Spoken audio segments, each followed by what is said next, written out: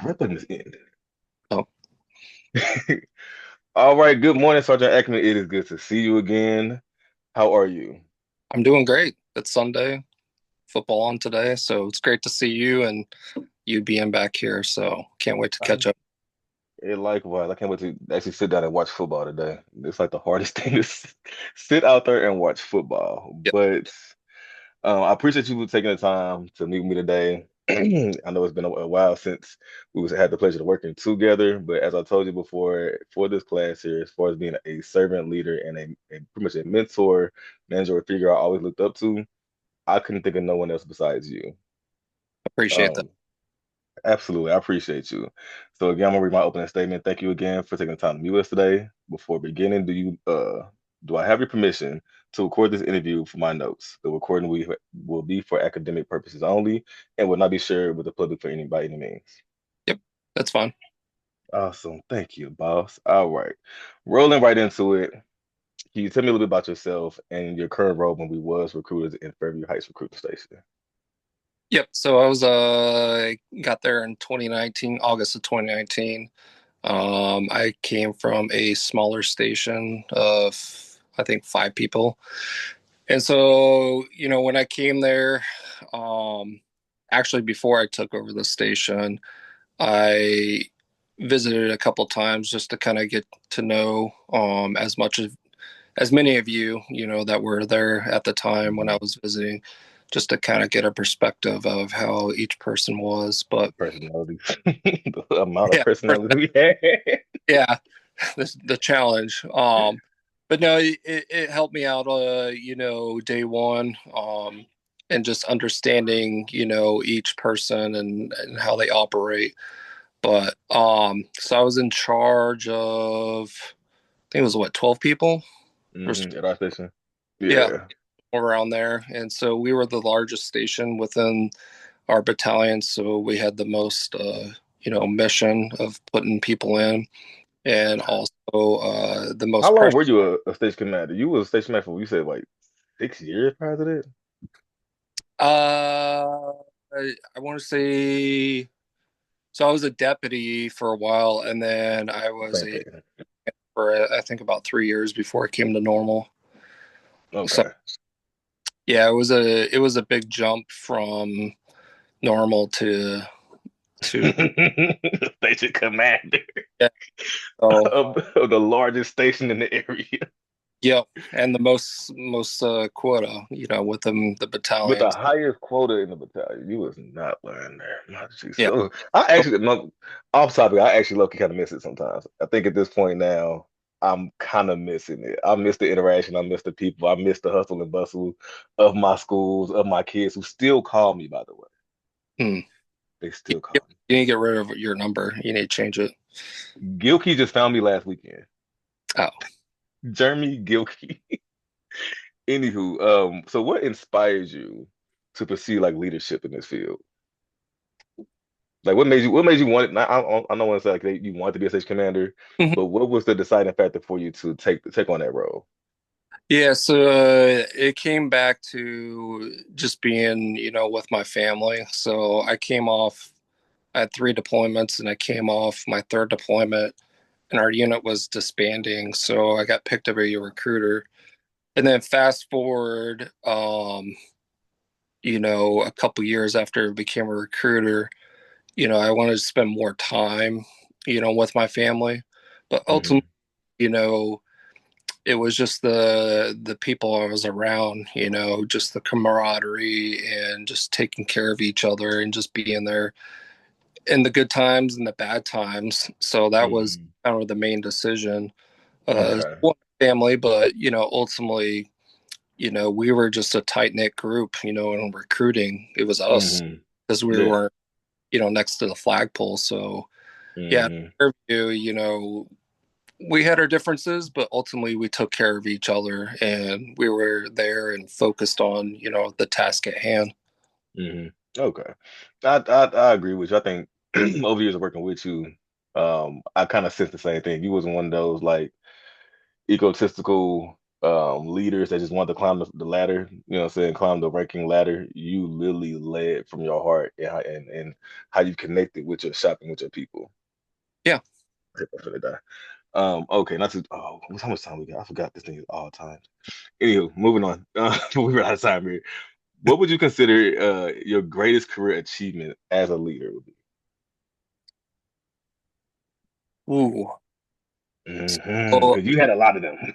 You ate, we ate, you ate on your own. What is from just thinking back, one of your most proud achievements, station wise or personally? I would say it goes back to I'm going to kind of lump them together. So, us achieving that mission that year when we went above and beyond and for We like rocks, almost doubled our quota. you guys were so empowered and you guys felt like you were on top of the world, which you were. hmm And then just to kind of go with that is like when we went to that ball, the Army ball or ATC or ATM, whatever, Yeah, yeah. and you saw everybody, getting those awards. Um, so just those two things, but the main thing is just what we went through to accomplish that year and hmm being all those awards, you know, all those other accolades that weren't really on paper, on a plaque or something like that, the time off and just the time we spent together, the blood hmm years of, getting through that because it was pretty rough. And ultimately putting it back in people's faces saying, hey, you said we couldn't do this and we did it.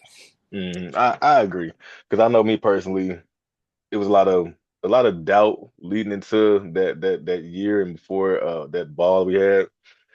But personally for me, one thing I took from you, we're gonna run time, I promise, was when I first got to recruiting, I didn't give a care about recruiting. I didn't want to be there. I think I told you, I'm like, I was at the height of my career. I am an aircraft mechanic. I'm trying to get back to my helicopter. This is stupid. Yeah, Y'all got y'all got Sergeant Peterson. Let him run this show. This is his show. I'm just ready to get out of here. But after that ball, and getting no more with about of you and being down there with walking pneumonia. Remember I was sick as I don't know what. And so like hearing your testimonies, Sergeant Tyson, Sergeant Peterson, like the passion that went into all these contracts y'all written that year is what kind of fueled my fire at that time. I'm yeah, like, they doing this. I'm like, I know I can reach people. I know I got a story to tell. And that's what lit my pilot light pretty much that following year when we kept that momentum going. that's good. And that was kind of the goal is just the people that I knew were already rock stars. Like I just empowered them to do their hmm thing.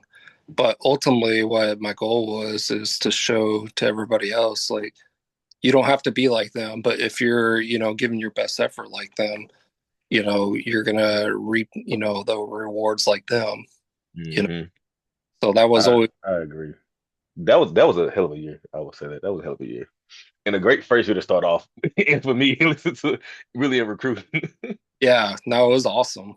It was an awesome year. Let see. I think we kind of hit all the questions out there section. I was just talking. Which personal qualities or at least some traits do you feel helped you reach that outcome? Yeah, we kind of hit that out there. Can you share an example of how one of these traits specifically influenced that? We hit all that. We moving on to all right, Big Sorn. Every leader faces challenges, right? Can you describe one significant challenge or ethical dilemma you encountered while we was in recruiting? Hmm. There was a lot. I couldn't even hold that with a straight face. We had plenty on a daily basis. Let's just throw in NEPs for instance. Yeah, you know, they it was just a daily grind. And ultimately, the challenges were just taking care of, each and every person hmm station, no matter what the outside noise was or, you know, the environment outside of our office. hmm We each had our own issues, personally and at work. And so, it's just taking care of you each day. however I could, whether I had to put you on leave or pass or you left early, if that little thing. If needed, yeah, if need be, you always did come in instead of, deciding off what the mission needed, you lean in ethically with what does the soldier need or what does my Yep. employee need every time. Yeah. Um, Looking Because back, go you said ahead. because what? Oh, I was going to say, ultimately, if you take care of your people, they will take care of you in the end. It might not pan out, in the short term, but in the long term, as you saw, like Hmm. empowers you guys even more. So Our conversation literally hit all the questions. I was just going to say, looking back, like what leadership strengths helped you make those decisions most? You know what I'm saying? But like you just said, yeah, like it was just empowering your subordinates. They want a BLC, honestly, empower subordinates. yeah, And I think you did a great job of empowering us instead of micromanaging us like previous leaders used to, or from what I hear, how Donnie be with them now. I was with them like yeah, yeah. He, that was Sort of Love was like, bro, I miss our Ackerman. Like he just left me alone. mm, yeah, I'm like, until you didn't perform, then yeah, like I understand. But yeah, you definitely, I would say, empower your subordinates to allow us to use our brains to figure it out on our own and think, in my personal opinion, how you would in that situation. yeah, Uh, Unlike other people, I'm gonna just call you anyway in between. I yeah. called you maybe 30 times a day. Hey man, question. It's all good. Yeah, and I would say, where I kind of learned. I kind of always, I think, had a lot of this in me, but I think Hmm. who really pulled it out of me was my first, my team leaders, Sergeant Bailey. Like, because I didn't know that. he was the same way. He would just, scuff us up when we were doing stuff wrong. Uh, Hmm. Ultimately, when we're doing things right, um, he would take care of us. And Hmm. even just being a good old E1 back in the day, like he would empower us, hey, I need you to go do this, do that. Yeah, we're gonna make mistakes, but ultimately Don't we're make gonna, mistakes. yeah. And he was always grooming us to do more and you know, for that next position too. So that's where I Hmm. Train learned a. subordinates to replace your position. Yep.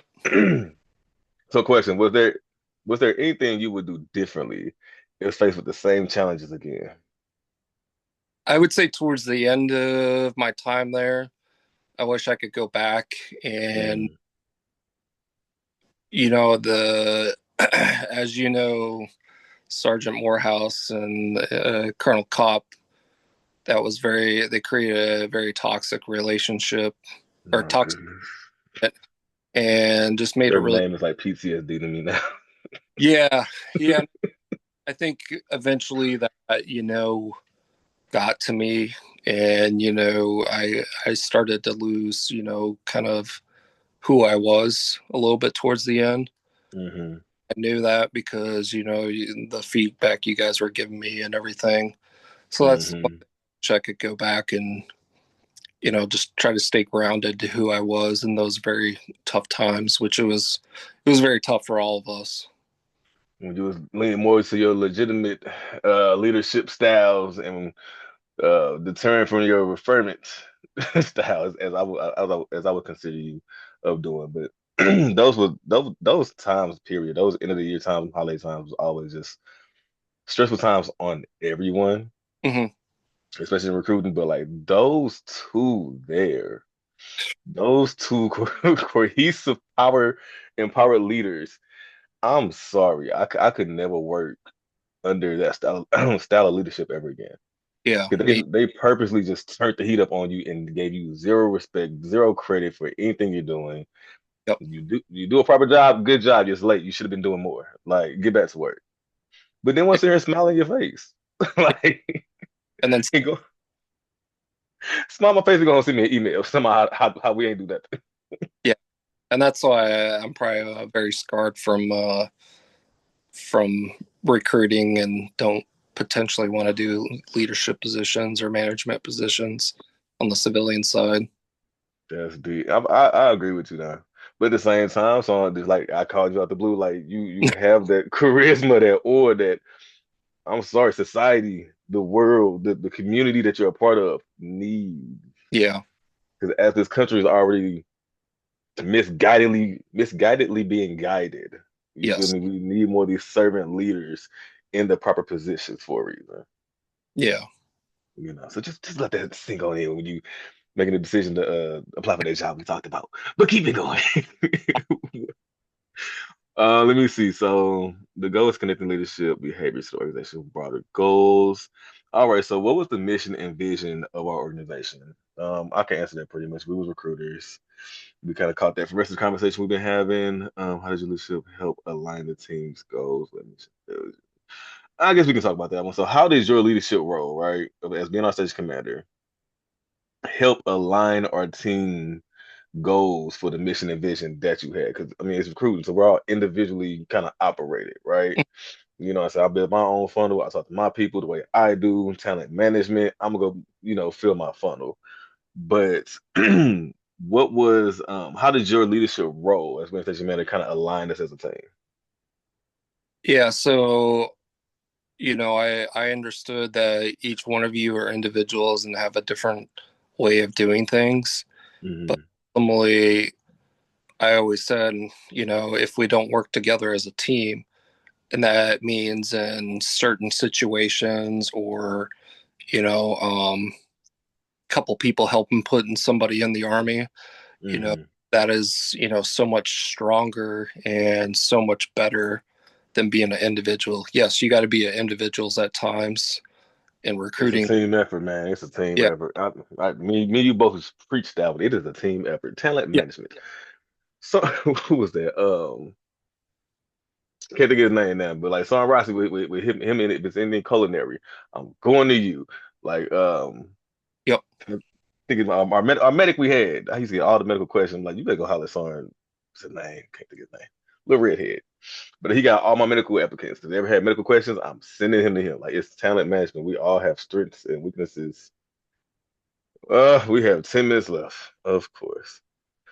We had 26, 30. Let's try to fly through these questions and pick someone so I have to take more of your time. Yeah. Um, but yeah, so as far as how important do you believe innovation and adaptability are to achieving these goals? Oh, it's critical. Like if you're just stuck in your ways, like you're gonna fall to the wayside. Um, and that's with anything in life, you got to adapt, because life is Mhm. going to throw you curveballs all the time. So, especially in recruiting, like it throws you curveballs maybe every All hour, the time. It really all does. the time. So you gotta adapt to what is thrown at you, and you gotta put the emotions aside, whether it's a good or bad, curveball.